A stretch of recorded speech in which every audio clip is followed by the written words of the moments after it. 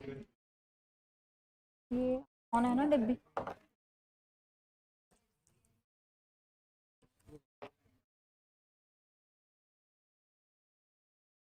अच्छा, last class में जो पढ़ा था वहां तक पहले बताओ, किसी को कुछ पूछना है? क्लियर है सबको? हाँ जी, ordinary resolution and special resolution last class में खत्म किया था हमने। अच्छा, आज किसी की फर्स्ट क्लास भी है अभी यहाँ पे? आपकी फर्स्ट क्लास आज इस चैप्टर की लास्ट क्लास है, ठीक है? तो अब कहीं कुछ थोड़ा बहुत नहीं समझ में आए तो समझ जाना कि पिछली क्लासेस अटेंड नहीं की हैं, तो इसलिए कुछ थोड़ा सा डाउट या कंफ्यूजन आ रही है, ठीक है? बैकअप देखोगे तो वो क्लियर हो जाए। हाँ जी, बोलो।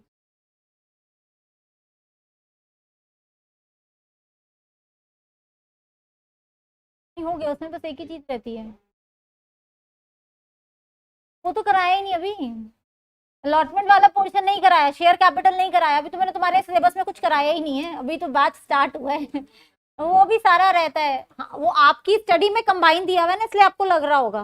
वो तो सारा रहता है अभी, वो कुछ नहीं कराया अभी मैंने, अभी तो बैच स्टार्ट ही, अभी तो जुम्मा जुम्मा 2 दिन तो हुए हैं। ठीक है, चलो, वो करना है अभी, छूटेगा कुछ नहीं। एक बार मुझे करवाने दो सिलेबस, फिर देख लेना, कुछ एक्स्ट्रा ही कराया होगा, कम नहीं होगा कहीं पे।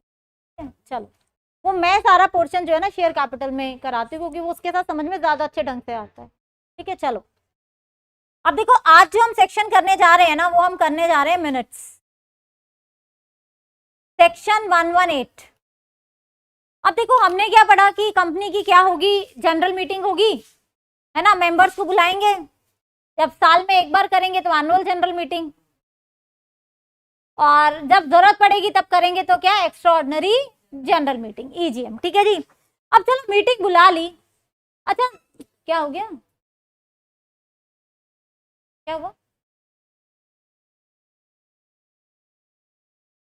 अच्छा सुनो, अब यहाँ पर हम ये कह रहे हैं कि जब मीटिंग हुई, अब जैसे तुम्हारे घर में शादी होती है, ठीक है? तो फोटोग्राफर आता है, फोटोज भी खींचेगा, वीडियो रील्स भी बनाएगा, और बाद में सारे घर वाले बैठ के उसे देखते हैं, है ना? और अगर मम्मी को यही याद रखना हो कि पड़ोस वाली आंटी ने कौन से कलर की साड़ी पहनी थी, तो वीडियो खोल लो, है ना? फोटोग्राफ्स खोल लो, पता चल जाएगा।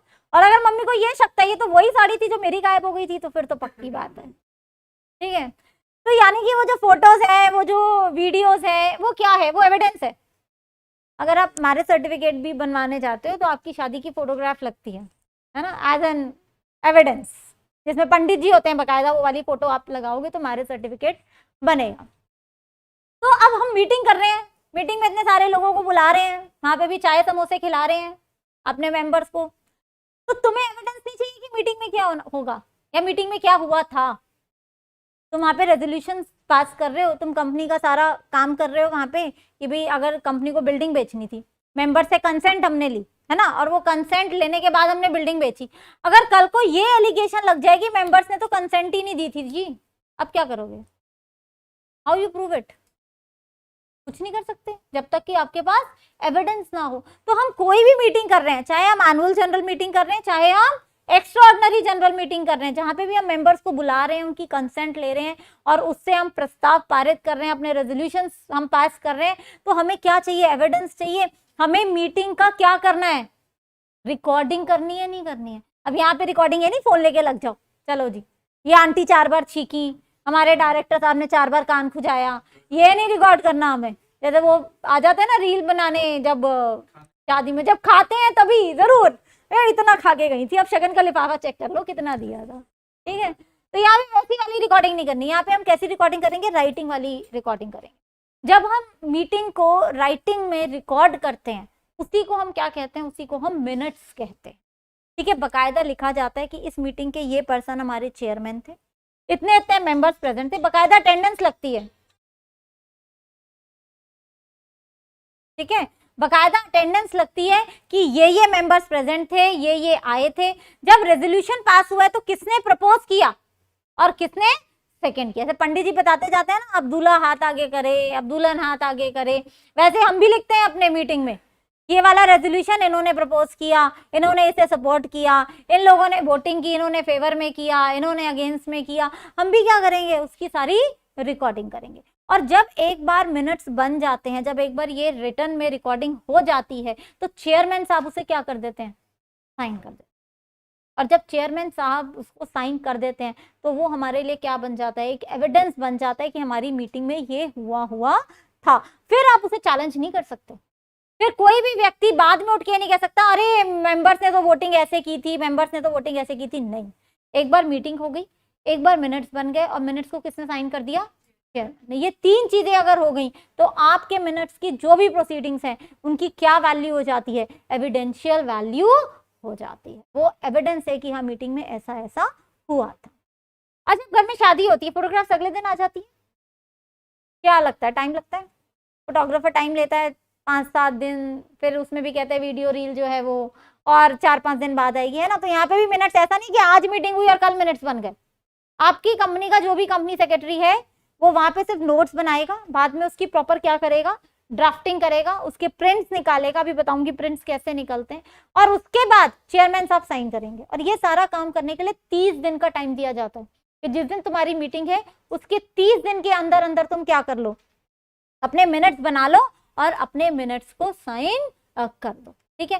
अब सपोज करो कौन बनेगा, अच्छा सोनू जी थी हमारे मीटिंग की, देखो पहले ही स्माइल आ गई। हाँ, सोनू जी थी हमारी लास्ट मीटिंग की चेयरमैन। अब सपोज करो ये गायब हो गई, गायब इन द सेंस घर में कोई शादी है, बिना बताए ऑफिस से छुट्टी उट्टी मिलेगी नहीं, चलो जी गायब हो जाते हैं। ठीक है।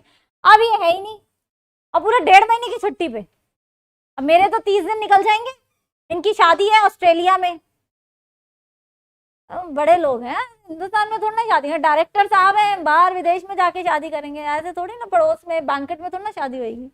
ठीक है। अब ये तो 1.5 महीने के लिए गायब। अब मैं सीएसओ से बात करो कंपनी की, मुझे तो 30 दिन के अंदर अंदर सारे मिनट्स बनाने, पहले समझ लो, भी लिखेंगे फ्लो चार्ट बना के, पहले इसको ओवरऑल व्यू ले लो कि होता क्या। ठीक है। अब मुझे तो 30 दिन के अंदर अंदर क्या करना है, उसको साइन करना है और उसको फाइलिंग करनी है। नहीं करूंगी तो मैं तो डिफॉल्टर हो जाऊंगी। अब ये मैडम तो अवेलेबल नहीं, अब क्या करूं, मैं साइन कर नहीं सकती because I am a CS only, I am not a director of the company. और चेयरमैन तो ये थी, चेयरमैन तो हमारे गायब ऑस्ट्रेलिया। अब क्या करें, हम कहते हैं बोर्ड ऑफ डायरेक्टर्स की मीटिंग में किसी भी व्यक्ति को क्या कर दो, ऑथोराइज कर दो। कोई भी एक डायरेक्टर जो है वो अथॉरिटी ले ले कि मैं मीटिंग में प्रेजेंट था, मैं क्या कर देता हूँ, मैं मिनट्स को साइन कर देता हूँ। ठीक है। तो आप किसी डायरेक्टर से भी क्या करा सकते हो, साइन करा सकते हो, प्रोवाइडेड अगर चेयरमैन अवेलेबल नहीं है तभी। लेकिन अगर चेयरमैन अवेलेबल है तो साइन कौन करेगा, चेयरमैन ही करेगा। अच्छा जी, अब मैंने सारी रिकॉर्डिंग कर ली, सब कुछ कर लिया।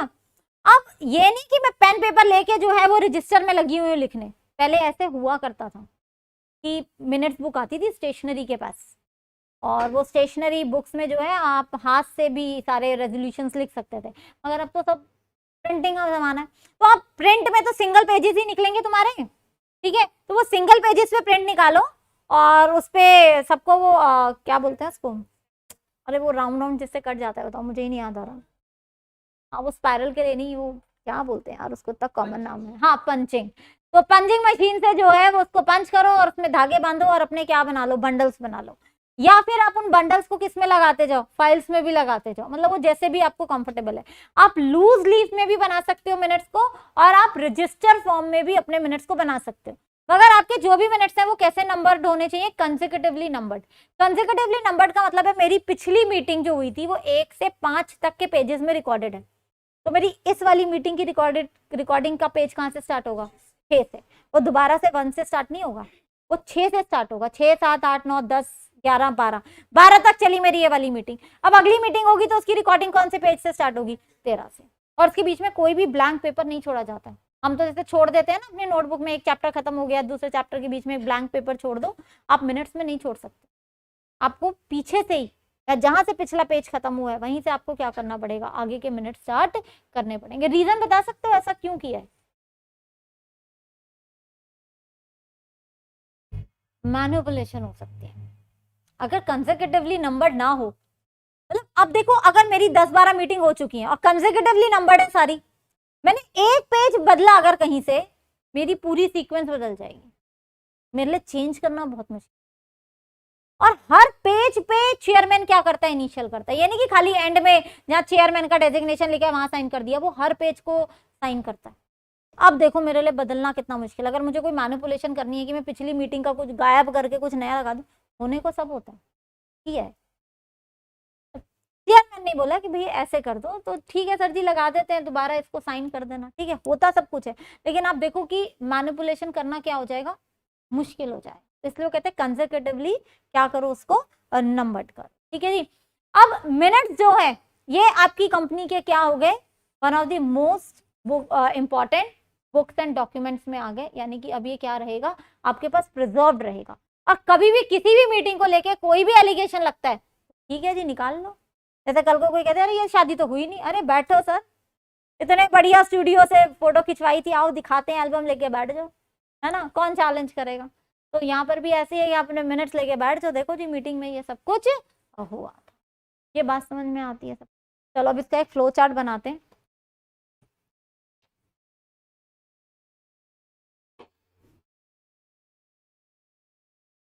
कितने टाइम के अंदर बनाने हैं मिनट्स, 30 डेज। अब लिखते जाओ, तुम्हें साथ के साथ याद होता जाएगा। Time within 30 days from conclusion of general meeting. अच्छा, what do you mean by conclusion of general meeting?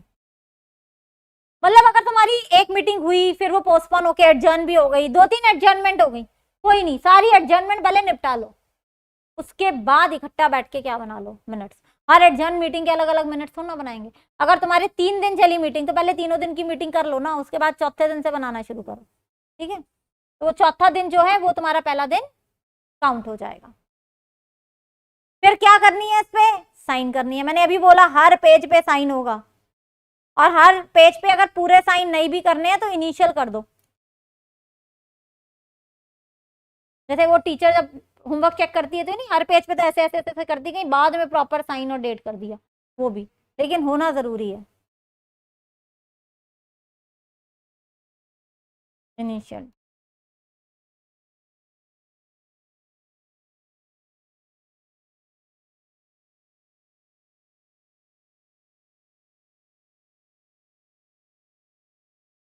Initial यानी कि आप पूरे प्रॉपर साइन नहीं कर रहे हो। जैसे सपोज करो से टीचर ऐसे ऐसे से नहीं कर देती अपना कोई भी इनिशियल, है ना, पूरे प्रॉपर साइन नहीं कर रही है, तो सब पे इनिशियल किया, एंड में प्रॉपर साइन कर दिए with date and timings and everything.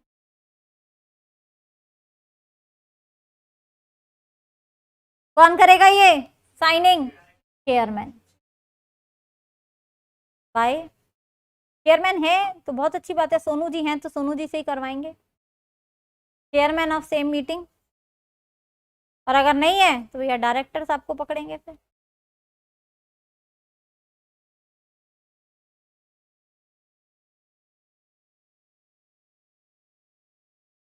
Director authorised.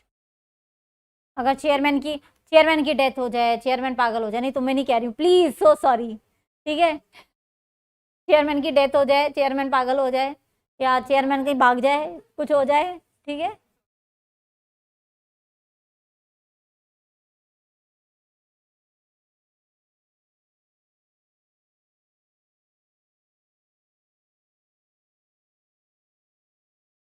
ठीक है जी।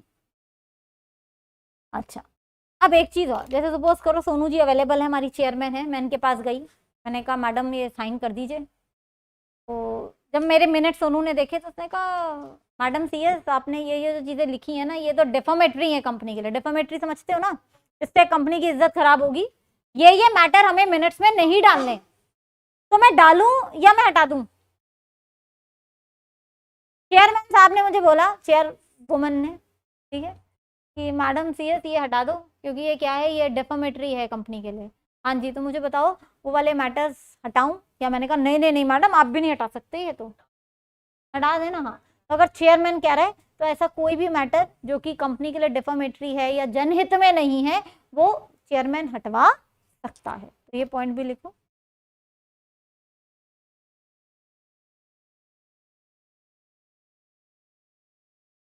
डिस्क्रिशन, डिस्क्रिशन का मतलब होता है मर्जी, डिस्क्रिशन ऑफ चेयरमैन।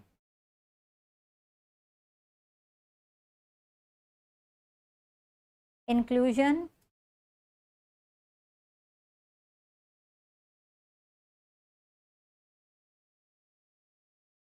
और नॉन इंक्लूजन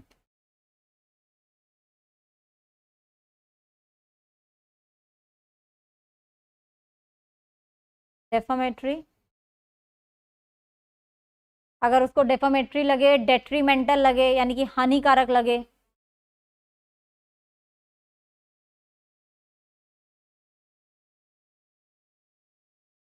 या फिर इररेलेवेंट लगे, इन मटीरियल लगे कि इसको लिखने की जरूरत ही नहीं है, अननेसेसरी है, irrelevant, immaterial.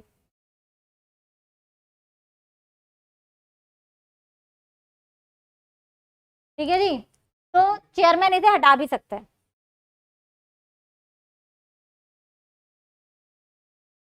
Non inclusion if, मतलब किन ग्राउंड्स पे, चेयरमैन भी तो कोई रीजन देगा ना भाई क्यों हटाना है। तो उसको लग रहा है कि ये कंपनी की बदनामी करेगा, डिफेम करेगा, डिफामेटरी है, या फिर इररेलेवेंट है, क्यों लिखना है, ठीक है, या फिर कंपनी के लिए हानिकारक, किसी भी रीजन से वो हटवा सकता है, कोई भी मैटर मिनट्स। ठीक है, चलो ये लिखो, आगे चलेंगे। नोट हुआ यहाँ तक? अच्छा, जो भी लिखा है वो क्या है, correct and fair view of meeting है या नहीं है? एविडेंस तभी तो बनेगा जब वो क्या होगा, करेक्ट एंड फेयर व्यू।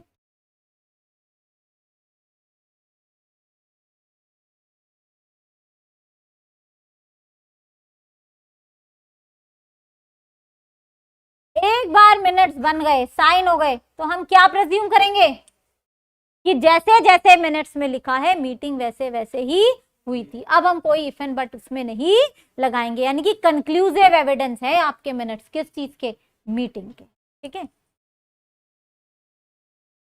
तो क्या प्रिजम्पशंस है हमारी?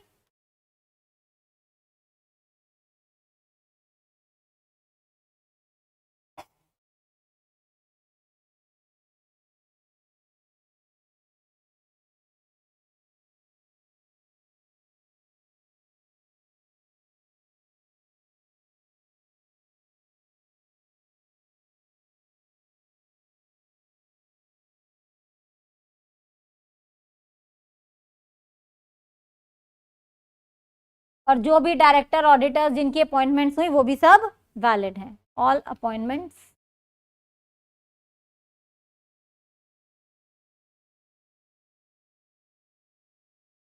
वैलिड।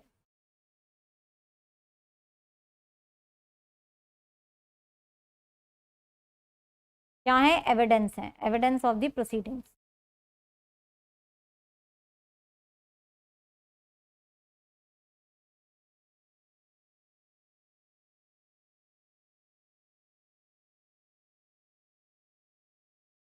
ये तो नॉर्मल पॉइंट है, हटाती जाऊं ना लिख के, इसमें समझाने वाला नहीं, बता तो दिया कि एविडेंस है। ठीक है, और मेथड क्या बताए, या तो रजिस्टर मेंटेन कर लो या लूज शीट्स में बना लो।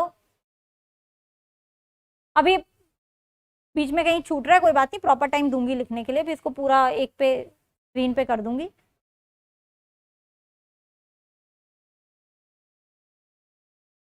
कोई पेस्टिंग नहीं कर सकते आप किसी तरीके की इसके ऊपर, ये नहीं कि वाइट ग्लू लगा के कुछ और लिख दिया, सीरियली नंबर्ड।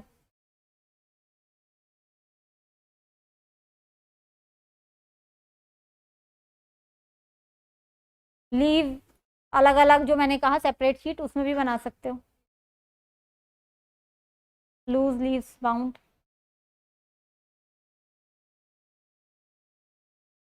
ठीक है जी, यहाँ तक लिखो, फिर इसकी पेनल्टी लिखवाती हूँ।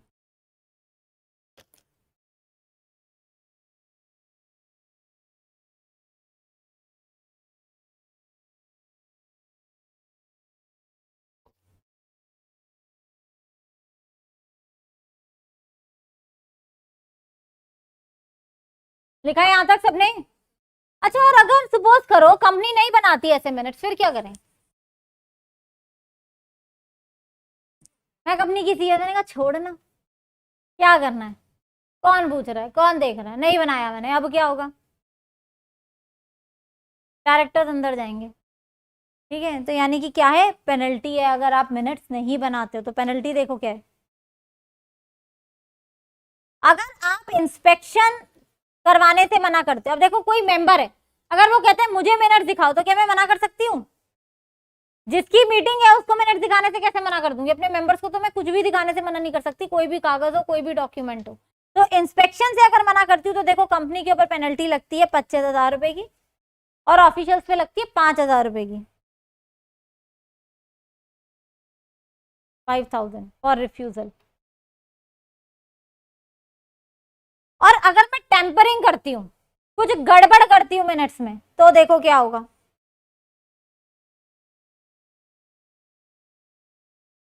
फिर जेल होगी,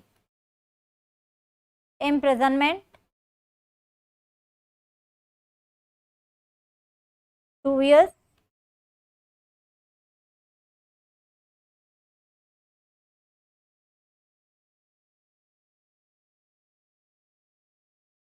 $25,000 से लेकर 1,00,000 रुपए तक का क्या लग सकता है? नहीं लग सकता। ठीक है जी, मिनट समझ में आए सबको? क्या होते हैं मिनट्स? एक तो देखो मेरी क्लास 1 बजे, ठीक है, कितने कितने बच्चों को तो भूख लग रही है पहले ये बता दूं, और कितने बच्चे अच्छे ढंग से खा पी के बैठे हैं। अब खाने पीने वालों को तो ज्यादा नींद आएगी। कितने बच्चों का व्रत है? क्या क्या डिमांड है भगवान से भाई, सॉलिड डिमांड लग रही है मुझे तो। पड़ोसन चाहिए? अरे बाप रे, कितनी देर से बात आई है। हाँ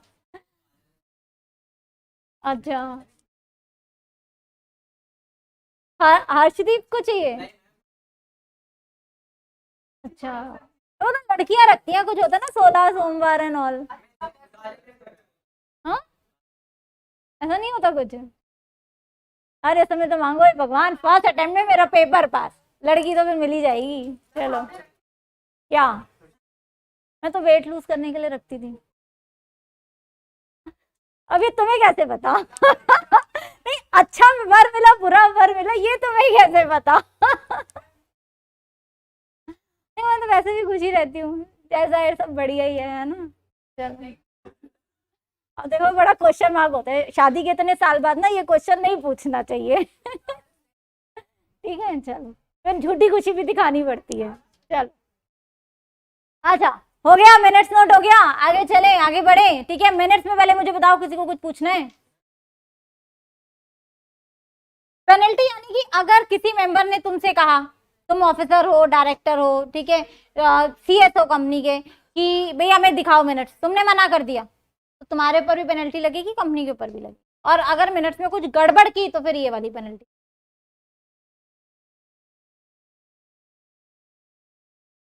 हाँ, तो इम्प्रिजनमेंट भी ऑफिसर को ही होएगा। हाँ जी, जेल में तो कंपनी को तुम्हें वैसे भी नहीं डाल सकती, उठाया उसका लोगो और अंदर बंद कर दिया, करते रहो जिंदगी भर, है ना।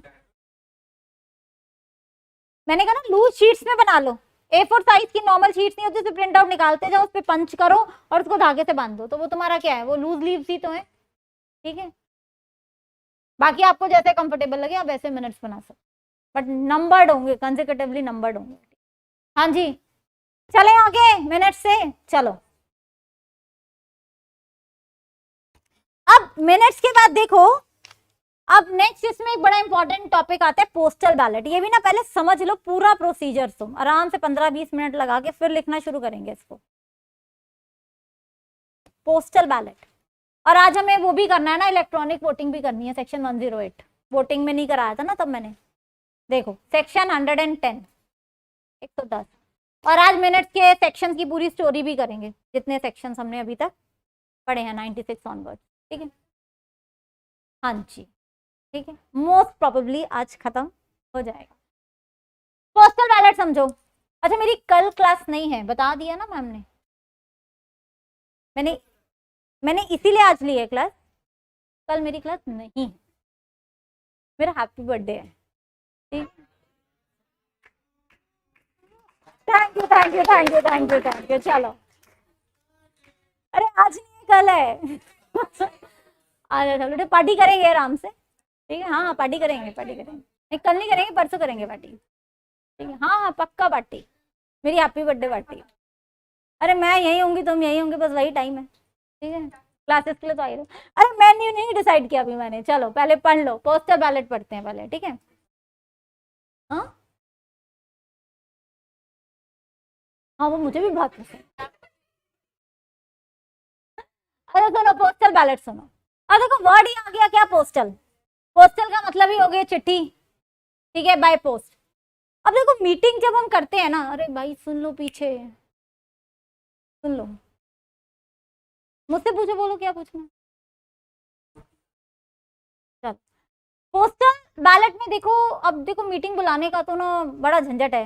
लोगों को इनविटेशन दो, कुरियर के पैसे लगाओ, नोटिस भेजो, वेन्यू बुक कराओ, वेन्यू के पे पैसे खर्च करो, फिर वहां पे पंडाल लगाओ, ठीक है, बकायदा पंडाल ही लगते हैं, फिर उसमें प्रॉक्सी की लाइंस लगते हैं, वहां पे अपने स्टाफ को बिठाओ, फिर हल्दीराम के डब्बे मंगाओ सबके लिए। कई कंपनी तो बड़े अच्छे से लंच भी कराती हैं, एयरटेल वगैरह बड़ा अच्छे से ग्रीट करती हैं अपने मेंबर्स को, ठीक है, पूरा इंतजाम होता है उनके लिए।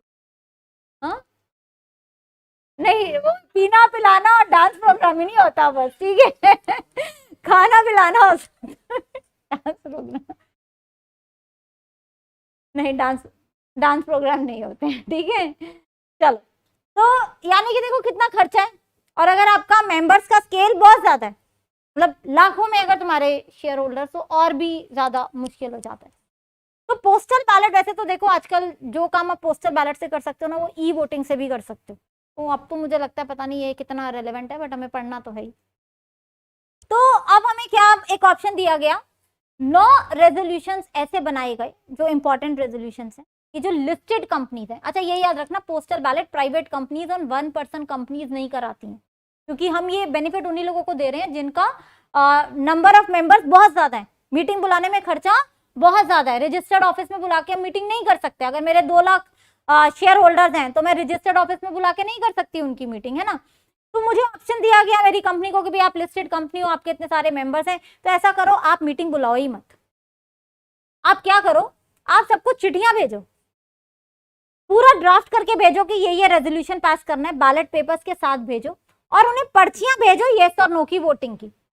और वो सारा कैसा होना चाहिए, प्रीपेड होना चाहिए। देखो अगर मैंने मेंबर को चिट्ठी भेजी और मैंने कहा ना, ये आप मुझे हाँ या ना करके दोबारा से पोस्ट कर देना, वो कहेगा 5 रुपए की स्टैंप लगाऊं, दिमाग खराब है। और वो स्टैंप लेने पहले मैं पोस्ट ऑफिस जाऊँ, आजकल तो पोस्ट ऑफिस भी नहीं मिलते इजीली, तो वो भेजेगा ही नहीं वापस। क्या कहेगा, मैं क्यों कुरियर के 50 रुपए लगाऊं, मैं तो नहीं लगाता। तो लॉ कहता है कि आप प्रीपेड उसको एनवेलप भेज दो, वो अपना येस और नो टिक्का मारेगा, आपका बैलेट पेपर जो भी होगा दोबारा से फोल्ड करेगा, और आपके प्रीपेड एनवेलप में डाल के आपको दोबारा से क्या कर देगा, पोस्ट कर देगा। अब आप कुछ ड्यूरेशन रख लो हफ्ते भर की, कि भाई इतने में हमारे पास जितनी चिट्ठियां आ जाएंगी हम उसको क्या कर लेंगे, काउंट कर लेंगे। अब 7 दिन तुमने ओपन रखा, 7 दिन में जितनी चिट्ठियां आ गई वो तुमने सारी रिसीव की, 7 दिन के बाद रिसीविंग तुमने बंद कर दी, और अब तुमने क्या शुरू कर दी, काउंटिंग शुरू कर दी। अब जो बैलेट पेपर तुम्हारे पास आए, अगर तुम यहाँ पे पोलिंग कराते, ballot paper ballot boxes open करते, तो भी तो गिनते वो वोट्स। अब वो वोट्स जो है यहाँ पे सबको बुला के नहीं लिए, तुमने चिट्ठियों के माध्यम से ले लिए। अब काउंट कर लो, अगर ये ज्यादा है तो तुम्हारा रेजोल्यूशन क्या हो गया, पास हो गया, प्रस्ताव क्या हो गया, पारित हो गया।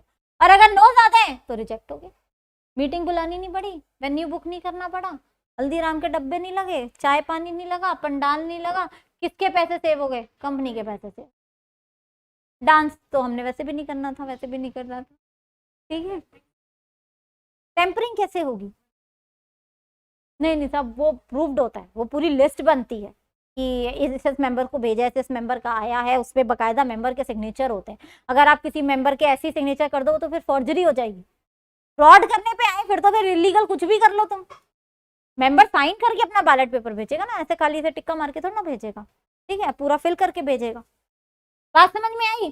तो ये हमने क्या किया, हमने पोलिंग ना करा के, यानी कि मीटिंग बुला के वोटिंग ना करा के, हमने पोस्टल से करा लिया।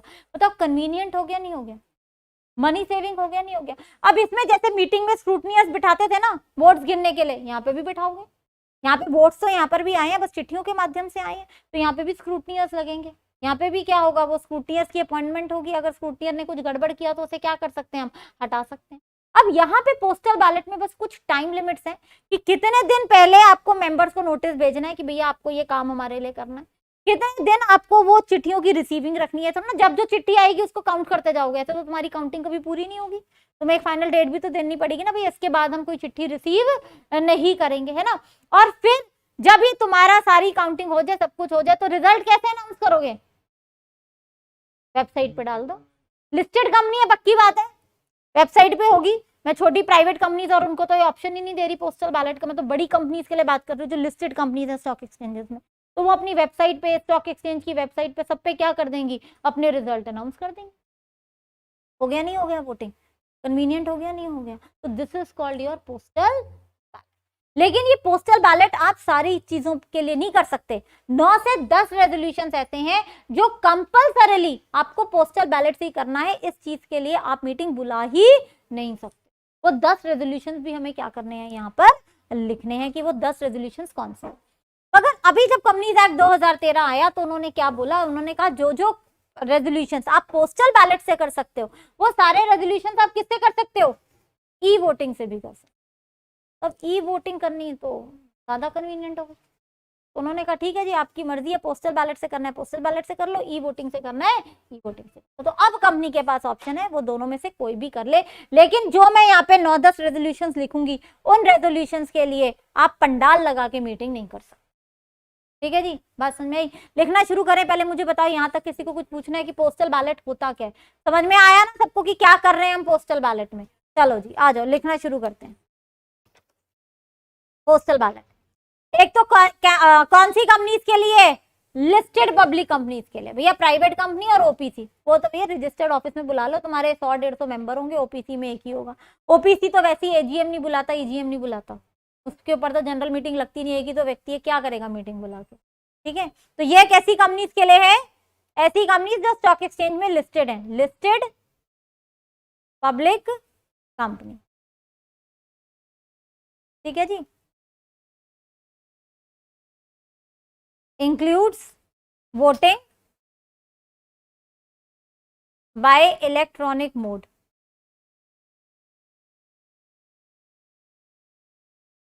ठीक है जी, अब देखो वो 10 रेजोल्यूशंस कौन से हैं, वो 10 कौन से प्रस्ताव हैं जिनके लिए हमें पोस्टल बैलेट ही करना पड़ेगा। अब वो देखो requirements.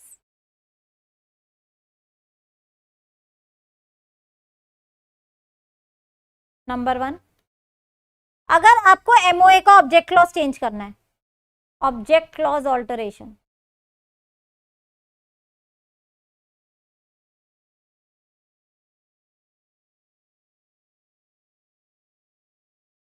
Change in registered office,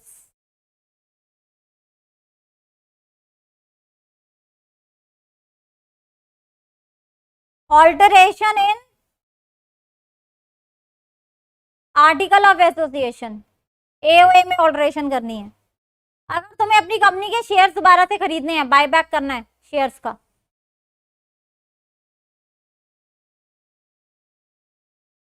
shares में डिफरेंशियल वोटिंग राइट्स इशू करने हैं। अभी इसमें से ना कुछ नहीं समझ में आएगा क्योंकि तुम्हें यही नहीं पता डिफरेंशियल वोटिंग राइट्स के शेयर्स कौन से होते हैं, वो भी शेयर कैपिटल में पढ़ेंगे। बाय बैक तुम्हें नहीं पता क्योंकि अभी शेयर कैपिटल में पढ़ेंगे, सब पढ़ा नहीं है हमने। ठीक है, लेकिन ये थोड़ा बहुत ऊपर वाला जो है ऑब्जेक्ट क्लॉज और ये सब तो शायद समझ में आ रहा होगा, फाउंडेशन में पढ़कर आए हो। ठीक है ना, कि एमओए ऑल्टर करना है या आर्टिकल ऑफ एसोसिएशन ऑल्टर करना है तो भैया पोस्टल बैलेट के थ्रू जाना पड़ेगा। ठीक है, शेयर्स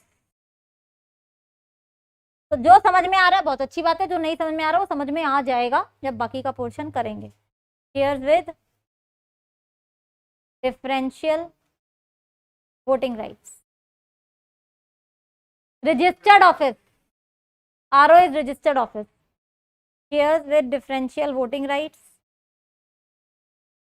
अगर आपको मेंबर्स के राइट्स चेंज करने हैं, वेरिएशन इन राइट्स, ये भी शेयर कैपिटल में पढ़ते हैं, variation in rights. Sale of undertaking, company की कोई आपको प्रॉपर्टी बेचनी है, अंडरटेकिंग बेचनी है, sale of undertaking.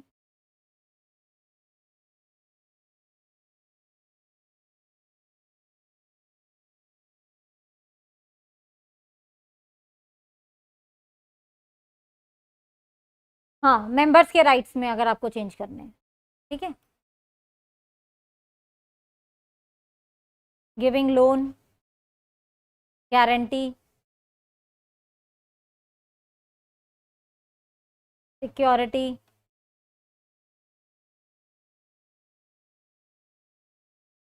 In excess of limits.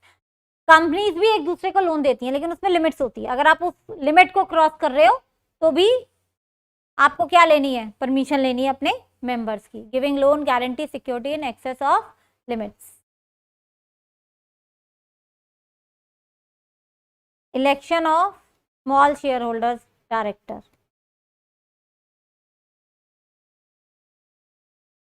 Small share holder का मतलब होता है जिसकी शेयर होल्डिंग 20,000 रुपए तक की हो। इलेक्शन ऑफ डायरेक्टर ऑफ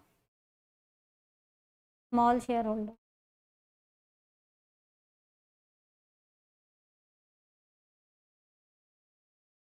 और जो 10th पॉइंट है ना वो मैं डिक्टेट करा रही हूँ, बहुत लंबा है, इतने में आ नहीं पाएगा, तो मैं 10th वाला पहले यहाँ तक नोट करो, फिर 10th वाला तो मैं डिक्टेट करा रही हूँ। यहाँ तक लिखो पहले। ये सारे काम करने के लिए पोस्टल बैलेट के ही थ्रू वोटिंग करानी पड़ेगी, कोई ऑप्शन नहीं है दूसरा।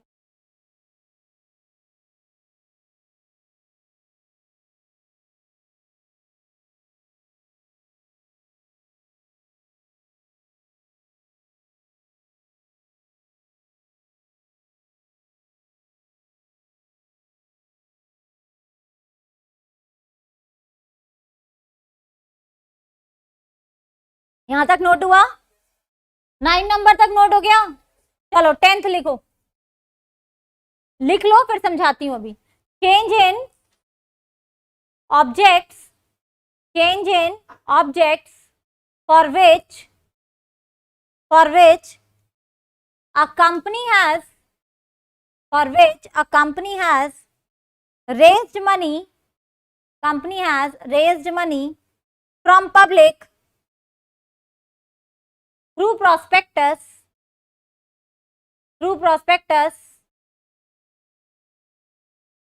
and still has any unutilized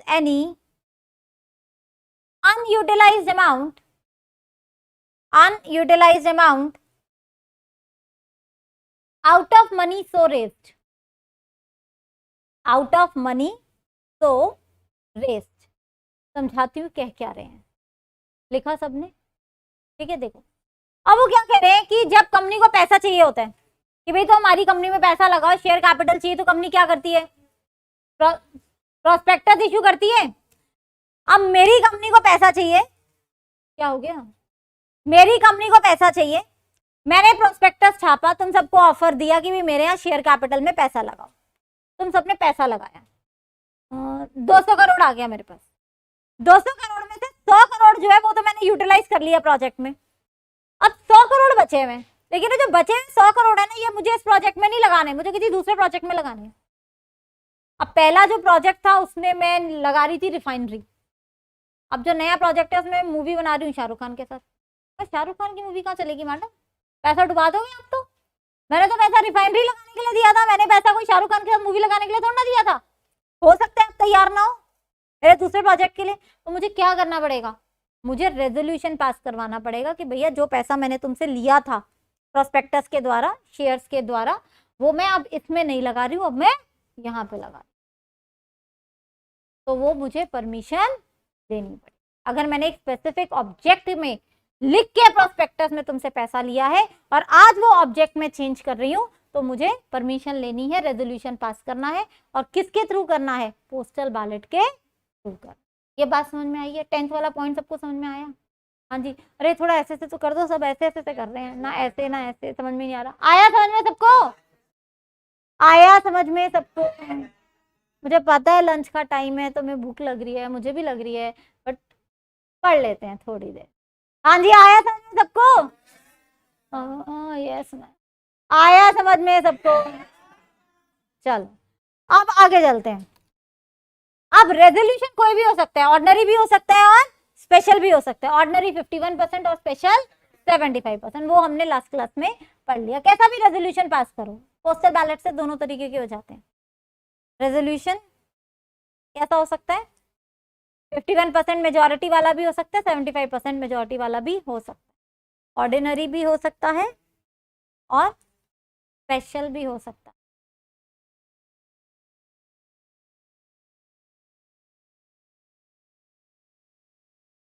अब आ जाते हैं डॉक्यूमेंट्स पे कि हमें भेजना क्या क्या है अपने शेयर होल्डर को, ताकि वो भी तसल्ली से आराम से अपना रिप्लाई हमें वापस भेज सकें। तो देखो डॉक्यूमेंट्स क्या क्या भेजने, क्या भेजोगे बताओ। एक तो नोटिस भेजोगे, जैसे मीटिंग का भेजते हो ऐसे पोस्टल बैलेट का नोटिस भेजोगे। फिर ड्राफ्ट रेजोल्यूशन भेजोगे, क्योंकि अब आप रीड आउट नहीं कर सकते ना, मीटिंग में आमने सामने तो हो नहीं, तो रेजोल्यूशन भी लिखित में भेजोगे। इस रेजोल्यूशन का क्या दोगे, रीजन भी दोगे कि भैया क्यों पारित करना है, क्यों पास करवाना है। और सबसे इंपॉर्टेंट साथ में क्या भेजोगे, रिप्लाई कार्ड।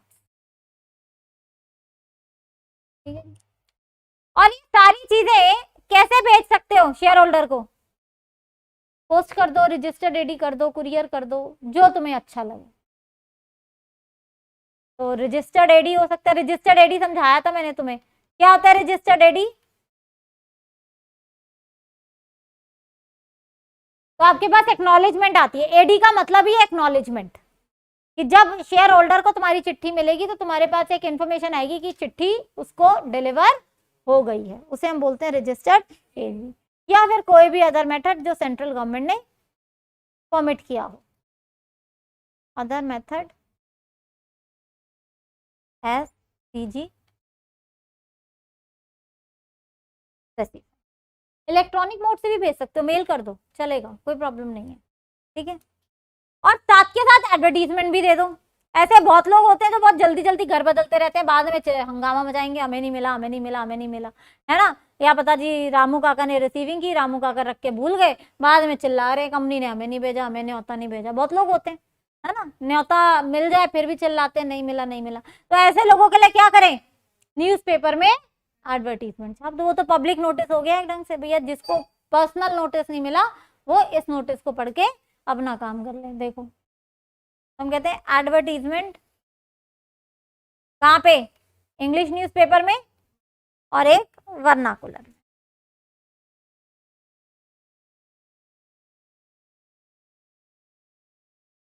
और जिस दिन आप ये रिप्लाई कार्ड मंगवाना शुरू कर रहे हो ना, ये एडवर्टीजमेंट कम से कम उसके 5 दिन पहले दे दो। ये नहीं कि जिस दिन शुरू हो रहा है उस दिन दे रहे हो, नहीं, 5 दिन पहले। तो लिखो इसके नीचे, advertisement shall be published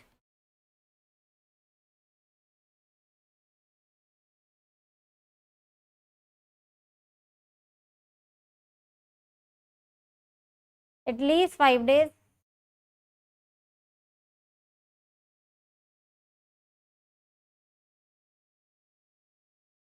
before the date of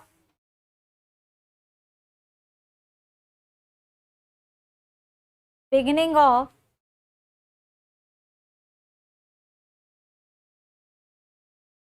voting period. ठीक है, वोटिंग पीरियड जिस दिन स्टार्ट कर रहे हो उसके 5 दिन पहले एटलीस्ट क्या कर दो। क्या हुआ, लिखा हुआ है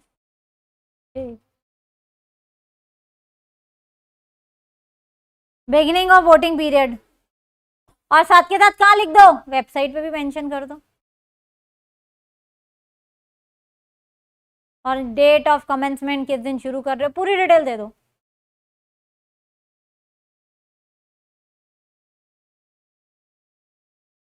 एडवर्टीजमेंट भी देना पड़ेगा ना, किस दिन वोटिंग शुरू हो रही है, किस दिन वोटिंग खत्म हो रही है, ये तो बताना पड़ेगा ना। वेबसाइट पे भी मेंशन कर दो, एडवर्टीजमेंट में भी मेंशन कर दो, date of commencement of voting and end of voting.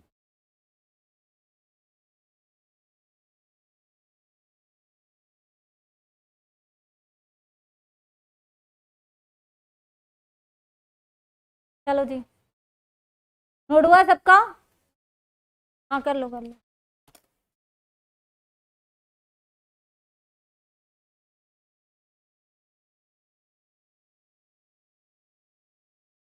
Members को मैक्सिमम कितने दिन तुम्हें लगते हैं देने चाहिए रिप्लाई करने के लिए।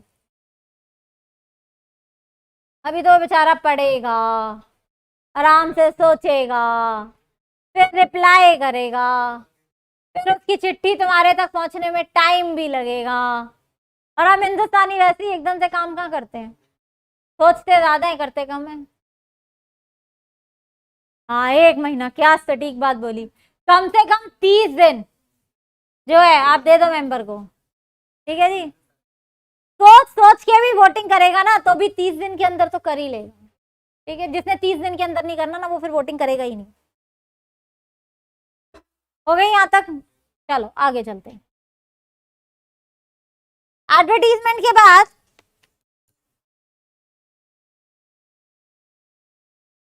अब आता है स्क्रूटनियर्स अपॉइंट करो।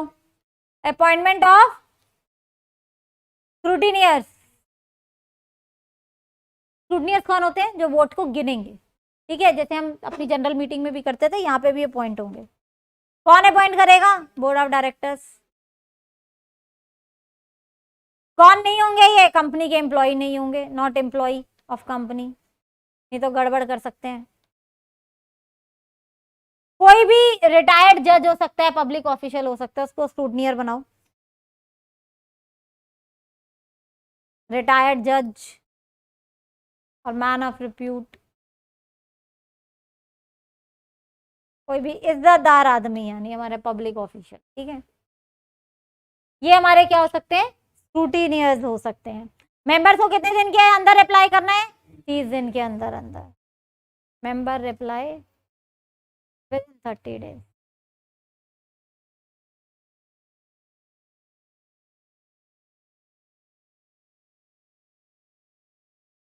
और अच्छा, जज या किसी भी मैन ऑफ रिप्यूट को बनाते थे नहीं, यहाँ गन पे पॉइंट पे रख के चल भाई स्क्रूटनियर बन, उसकी क्या होनी चाहिए? मंजूरी भी होनी चाहिए। तो चाहे नीचे लिख लो, who is willing to become.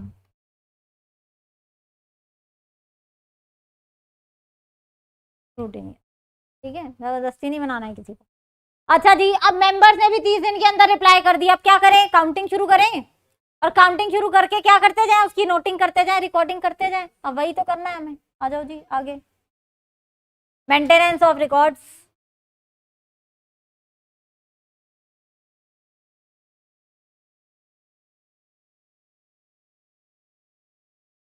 Bye स्क्रूटिनियर्स।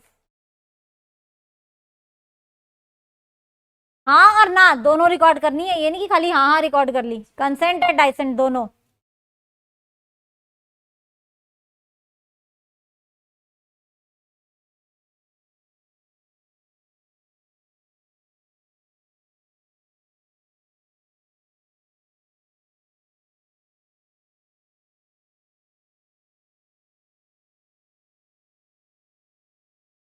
और स्क्रूटनियर्स की जो भी रिपोर्ट है वेबसाइट पे भी डाल दो।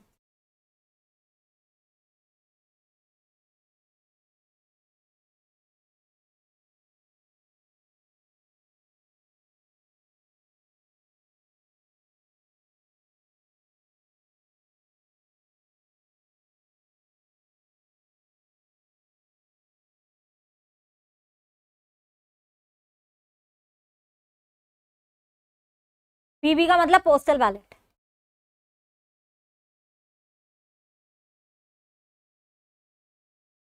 7 दिन के अंदर अंदर स्क्रूटनियर्स भी अपना काम कर लेंगे, आपकी जो भी लास्ट डेट।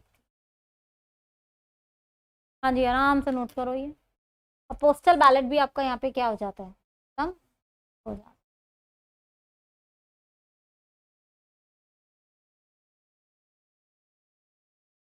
Postal ballot.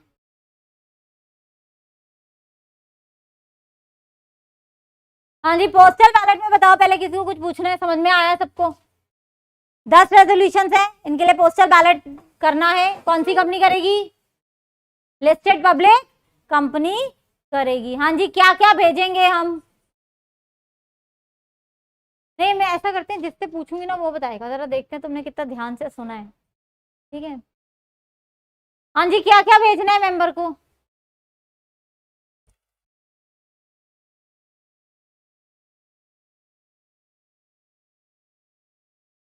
क्या क्या भेजना है? रीजंस भेजने हैं रेजोल्यूशन के। अच्छा, मेंबर को कितना टाइम देना है? हाँ जी, हाँ 30 दिन देने हैं। स्क्रूटनियर को अपनी रिपोर्ट कितने दिन के अंदर देनी है? 7 दिन के अंदर अंदर देनी है। क्या हमें एडवर्टीजमेंट देने की जरूरत है पीछे? हाँ जी, कहाँ पर देना एडवर्टीजमेंट? वर्नाकुलर में, वेबसाइट पे भी। और कितने दिन पहले देना है? 5 डेज पहले। किससे 5 डेज पहले? जिस दिन वोटिंग स्टार्ट करा रहे हो उससे 5 दिन पहले। अच्छा, कैसी कंपनी पे एप्लीकेबल है? हाँ जी, आपसे पूछ लूं।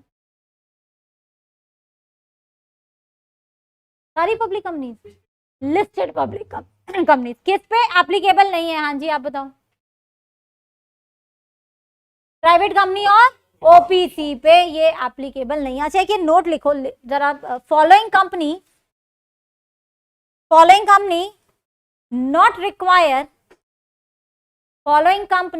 not require to transact by postal ballot. Not required to transact by postal ballot. Number 1, OPC, one person company. Second, all other company having members up to 200.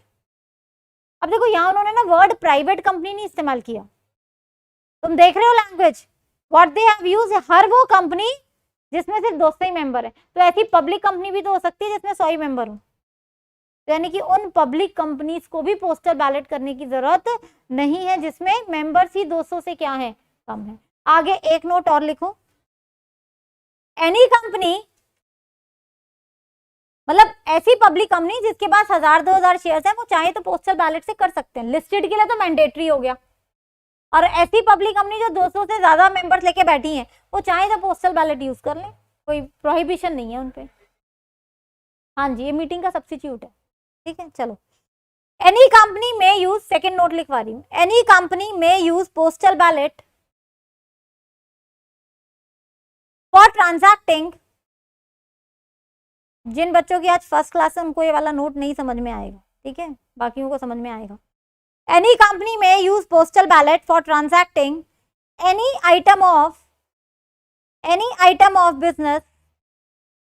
any item of business other than number 1, ordinary business.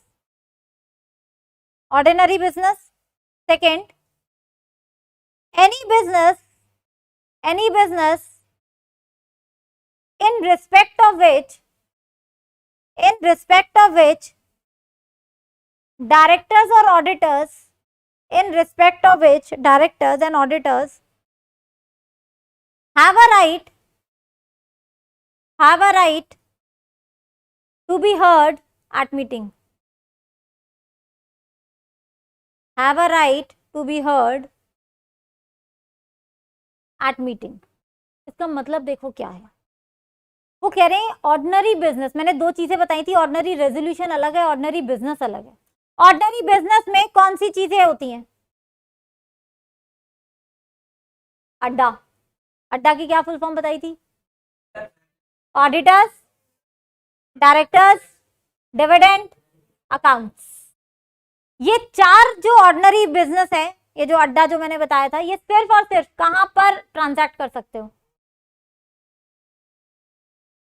साथ के साथ पढ़ लो law भाई, वरना हमारी क्या intention रहती है, अरे लॉ तो थ्योरी बाद में पढ़ेंगे, और वो बाद का बाद में ऐसा रहता है कि बाकी पेपर पास हो गए, लॉ ही रह गया। फिर मैडम को पढ़ाना ही नहीं आता था, टीचर ही अच्छा नहीं था, मेरी किस्मत खराब थी, भगवान ने पता नहीं मेरे साथ ही ऐसा क्यों कर दिया। ये वैसी वाली थ्योरी नहीं है इंग्लिश लिटरेचर वाली कि नॉवल की तरह पढ़ जाओगे और कुछ भी लिख दोगे। जो पॉइंट्स हैं, जो प्रोविजंस हैं, वो वही हैं, साथ के साथ पढ़ो। चाहे बैच अभी शुरू हुआ है, लेकिन साथ के साथ पढ़ो, साथ के साथ याद करो, नहीं तो लॉ नहीं होगा बाद में। अभी तो कुछ भी सिलेबस नहीं किया, हमारे 20-22 चैप्टर्स हैं, कैसे याद करोगे? होंगे ही नहीं बाद में इकट्ठे, फिर बाद में तो बर्डन लगेगा, अरे कैसे याद करूं? एक चैप्टर में देखो ना 6-6, 7-7 क्लासेस लग रही हैं, कैसे करोगे इतना कंटेंट? बाद में होगा ही नहीं। और साथ के साथ करोगे तो लॉ कब हो जाएगा तुम्हें पता भी नहीं चलेगा। तुम्हें तो इतनी स्पून फीडिंग कर दी, फ्लो चार्ट बना के दे दी, अरे और कुछ अभी नहीं पढ़ना तो कम से कम घर जाके फ्लो चार्ट ही पढ़ लो, तुम्हें प्रोविजन या फिट तो हो जाएगा।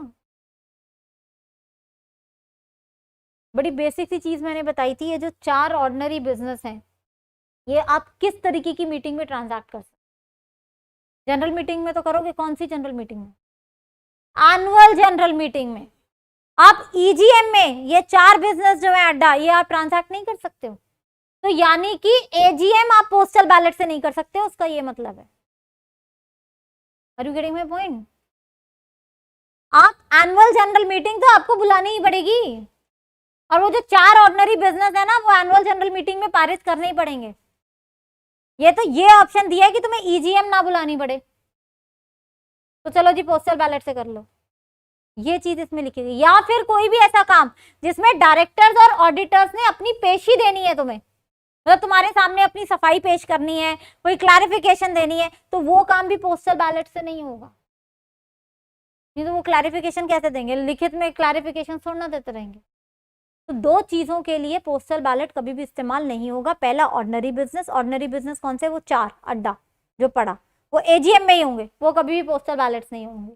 और दूसरा, ऐसा कोई भी रेजोल्यूशन जिसमें ऑडिटर्स या डायरेक्टर्स को क्या देनी हो, कोई सफाई देनी, तो वो भी पोस्टल बैलेट से पारित। ठीक है जी, बात समझ में आती है। और यहाँ पे पोस्टल बैलेट भी हमारा क्या हो जाता है, खत्म हो जाता है। एक छोटा सा सेक्शन करते हैं, सेक्शन 115 आ जाओ।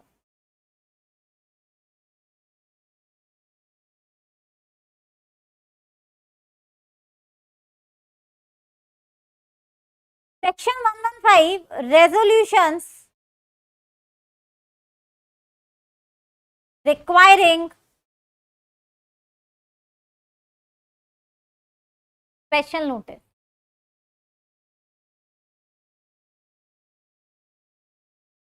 अब देखो ये क्या कहता है, सिर्फ 4 चीजों के लिए बनाई है भी रेजोल्यूशन रिक्वायरिंग स्पेशल नोटिस। आज का लास्ट सेक्शन कर रहे हैं इलेक्ट्रॉनिक वोटिंग, और जो स्टोरी है that we will do in the next class. तो जनरल मीटिंग खत्म करके हम दूसरा चैप्टर नेक्स्ट क्लास में स्टार्ट कर लेंगे। ठीक है, अब रेजोल्यूशन रिक्वायरिंग स्पेशल नोटिस क्या कहते हैं, इसका पहले एक एग्जांपल लेते हैं, समझ लो पहले। ठीक है, बुक से फिर इसको हम पढ़ लेंगे एक बार। अब जैसे कंपनी है, ठीक है, अब सपोज करो हम 4 डायरेक्टर्स है, मैं हूँ, सोनू है, आपका क्या नाम है बच्चे? दीप्ति है और तरुण। दीप्ति, तरुण, सोनू और मैं, हम 4 डायरेक्टर। हर्षदीप मेंबर है कंपनी, तो ये मेरे फेवरेट मेंबर है ना, इसलिए बार बार इन्हीं का एग्जाम्पल आ जाता है।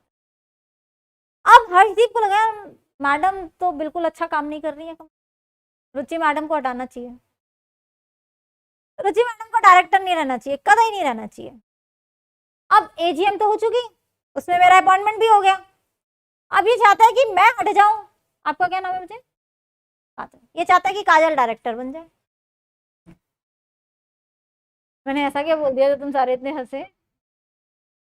अब हर्षदीप ने क्या किया, कंपनी को एक नोटिस दिया, और उस नोटिस में बोला रुचि मैडम को डायरेक्टरशिप से हटाओ और काजल को अपॉइंट करो। अब देखो 2 चीजें हैं, पहला मुझे हटाना, दूसरा काजल को अपॉइंट करना, 2 रेजोल्यूशन है इसमें। ठीक है, अब कंपनी ने पूछा हर्षदीप जी हम आपकी क्यों सुने?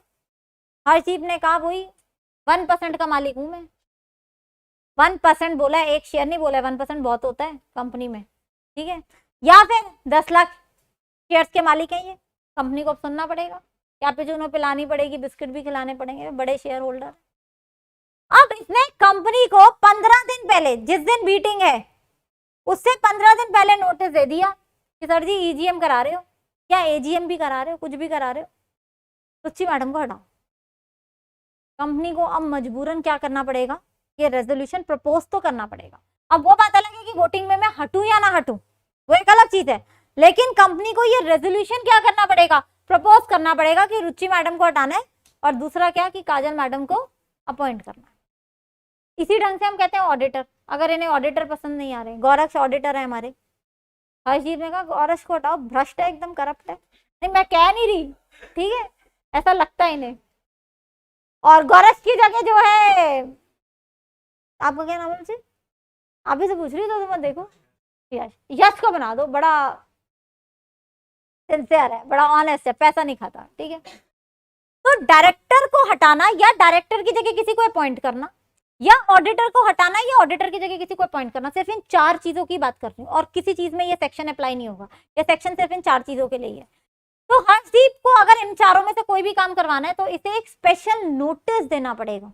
और ये स्पेशल नोटिस ये किसको देगा, कंपनी को देगा, और फिर कंपनी इसके नोटिस पे क्या करेगी, ये रेजोल्यूशन प्रपोज करेगी कहाँ, मीटिंग। अगर ये स्पेशल नोटिस नहीं देता है कंपनी को तब ये रेजोल्यूशन मूव नहीं। तो ये एक छोटा सा सेक्शन है, आज बुक से फटाफट इसको रीड कर लेते हैं। सेक्शन 115 देखो,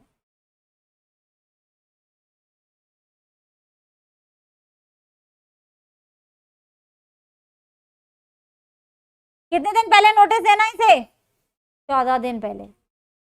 और ये नहीं कि 6 महीने पहले से देके बैठा है, 14 दिन तो मिनिमम है, मैक्सिमम 3 महीने पहले ही दे सकते हो, उससे पहले नहीं, ठीक है। चलो जी आ जाओ, रीड करते हैं इसको एक बार, आ जाओ। Resolution requiring special notice, section कौन सा, 115। हम कहते हैं स्पेशल नोटिस जो है वो कब देना है, पहले तो 4 रेजोल्यूशन देखो वो कौन से हैं। पहला मैंने क्या बोला, a resolution providing expressly that the retiring auditor shall not be appointed। भैया जो ऑडिटर अब एजीएम में रिटायर हो रहा है ना, इसको दोबारा अपॉइंटमेंट कर लेना, क्योंकि आप एक ऑडिटर को बहुत बार क्या कर सकते हो, रीअपॉइंट कर सकते हो। तो भैया इसको नहीं चाहिए, इसको लग रहा है कि गौरव की फिर से अपॉइंटमेंट हो जाएगी, तो नहीं, मुझे तो हटाना है, तो पहले इसने नोटिस दे दिया। या फिर appointing a person other than the retiring auditor, इसे गौरव की जगह किसको अपॉइंट कराना है, यश को। या फिर resolution for removing a director before the expiry of his term, जैसे मेरा टाइम पीरियड अभी रहता है, नौकरी खा गया मेरी, मैडम को हटाओ, मैडम को हटाओ। और अगर इसे मेरी जगह किसी और को अपॉइंट करवाना है, appointing a director in place of a director removed, किसी और को अपॉइंट कराना है, तो इन 4 चीजों के लिए इसे क्या देना पड़ेगा, कंपनी को स्पेशल नोटिस देना पड़ेगा। आप देखो वो स्पेशल नोटिस देना कैसे है। सबसे पहले हम कहते हैं 14 क्लियर डेज नोटिस, यानी कि क्लियर डेज का क्या मतलब है, इसमें 48 घंटे ऐड कर दो, 2 दिन और कर दो, तो यानी कि कम से कम 16 दिन पहले इसको ये नोटिस कंपनी को देना पड़ेगा, ठीक है। लेकिन ये नहीं कि 6 महीने पहले दे के बैठा है, वो भी नहीं, 3 महीने से पहले नहीं। फिर इसका नोटिस कब सुनेगी कंपनी, कब कंसिडर करेगी, जब या तो इसके पास minimum 1% of total voting power हो, या फिर 5 लाख रुपए की पेड अप कैपिटल हो, और है दोनों में से कोई भी एक कंडीशन पूरी कर दे तो कंपनी को इसकी बात सुननी पड़ेगी, ठीक है। अब कंपनी क्या करेगी, इसने जो नोटिस दिया है उसका रेजोल्यूशन बना के मेंबर्स को भी तो बांटेगी। तो कंपनी कितने दिन पहले जो है जनरल मीटिंग से पहले मेंबर्स को नोटिस दे, 7 दिन पहले। इसने मुझे दिया 16 दिन पहले कंपनी को, और कंपनी ने मेंबर्स को दिया 7 दिन पहले। अब नोटिस कैसे दिया जाएगा, जैसे कोई भी जनरल मीटिंग का नोटिस देते हो, और तुम्हारे बहुत सारे शेयर होल्डर्स हैं, तो कंपनी नोटिस कैसे दे देगी, न्यूज़पेपर में भी दे देगी। सबसे इजीएस्ट एंड सेफेस्ट मोड है, ठीक है, एक इंग्लिश में, एक वर्नाकुलर में, और अपनी वेबसाइट में भी, या फिर कोई भी any other mode allowed by the, ठीक है जी। अब पास हो फेल हो रेजोल्यूशन वो तो मीटिंग में मेंबर्स बताएं। बात समझ में आ गई। सेक्शन 115 छोटा सा सेक्शन था कि अगर ये 4 काम करने हैं किसी भी मेंबर को या करवाने हैं कंपनी से, तो उसे कंपनी को 16 दिन पहले, 14 क्लियर डेज पहले नोटिस देना पड़ेगा, और वो नोटिस कंपनी किसको दे देगी, मेंबर्स को। हाँ जी, बात समझ में आती है, क्लियर है। तो यहाँ तक आज रखते हैं, और जनरल मीटिंग का 2 ही छोटे छोटे से सेक्शंस बचे हैं, वो करके हम इसकी स्टोरी जो है सेक्शंस की, that we will write down in the, ठीक है जी। चलो,